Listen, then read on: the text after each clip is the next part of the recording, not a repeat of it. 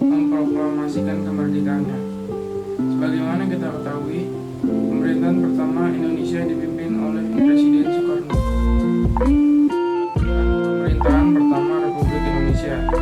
Pembentukan pemerintahan Indonesia diawali dengan mengadakan sidang pertama PPKI tanggal 18 Agustus 1945 di Gedung Cuwu, Sangihe, yang menghasilkan yang pertama pembahasan dan pengesahan Undang-Undang Dasar, yang kedua pemilihan Presiden dan Wakil Presiden, yang ketiga pembentukan Kementerian Nasional Daerah.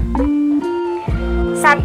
Pembahasan dan pengesahan UUD 1945. Hal yang pertama dilakukan Indonesia setelah kemerdekaannya adalah pada tanggal 18 Agustus 1945 dengan disahkannya Pancasila sebagai dasar dan ideologi negara serta UUD Negara Republik Indonesia tahun 1945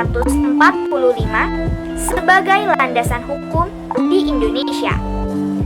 Khususnya pembukaan UUD Negara Republik Indonesia tahun 1945 yang mengadopsi naskah teks Piagam Jakarta yang mengalami penggantian pada bagian ketuhanan dengan kewajiban menjalankan syariat Islam bagi para pemeluk-pemeluknya menjadi ketuhanan yang Maha Esa. 2. Pemilihan Presiden dan Wakil Presiden. Pada hari yang sama, dalam rapat untuk memilih Presiden dan Wakil Presiden, tampil Otto Iskandar Dinata yang mengusulkan agar pemilihan dilakukan secara mufakat. Ia sendiri mengajukan Soekarno dan Hatta masing-masing sebagai Presiden dan Wakil Presiden. Tentunya hal ini sesuai dengan UUD yang baru disahkan dalam musyawarah untuk mufakat. Secara aklamasi, peserta sidang menyetujui dan menetapkan Soekarno dan Hatta sebagai Presiden dan Wakil Presiden pertama Republik Indonesia, diiringi dengan lagu kebangsaan Indonesia Raya. 3. Pembentukan Kementerian Nasional Daerah sebagai tindak lanjut dari sidang PPKI tanggal 22 Agustus 1945, maka dibentuklah Komite Nasional Indonesia (KNI). Komite Nasional Indonesia adalah badan yang akan dibentuk sebagai Dewan Perwakilan Rakyat (DPR) sebelum diselenggarakan pemilihan pemilu. KNIP diketuai oleh Mr. Kasman Singodimejo. Anggota KNIP dilantik pada tanggal 29 Agustus 1945. Tugas pertama KNIP adalah tugas kepresidenan, namun kemudian diperluas tidak hanya sebagai penasihat presiden, tetapi juga mempunyai kewenangan legislatif. Wewenang KNIP sebagai DPR ditetapkan dalam rapat KNIP tanggal 16 Oktober 1945. PPKI melaksanakan sidang yang kedua. Kemudian PPKI melaksanakan sidang yang kedua, yaitu 1. Pembagian wilayah Indonesia, 2. Menetapkan 12 kementerian, 3. Pembahasan anggota-anggota Komite Nasional Indonesia Pusat KNIP. 1. Pembagian wilayah Indonesia.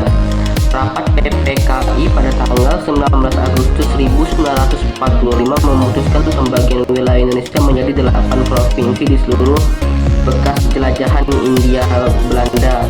Kedelapan provinsi tersebut adalah Jawa Timur, Jawa Tengah, Jawa Barat, Borneo, Kalimantan, Maluku, Sulawesi, Sunda Kecil, Nusa Tenggara, Sumatera, dan daerah istimewa Yogyakarta dan Surakarta. 2. Menetapkan 12 kementerian.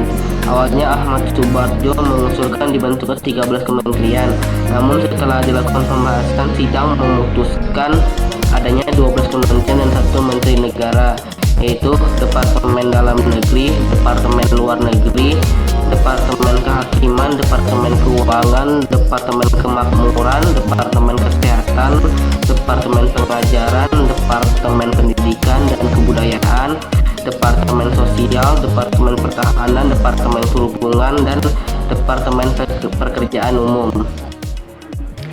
ketiga, pembahasan anggota-anggota Komite Nasional Indonesia atau yang biasa kita sebut dengan KNIP.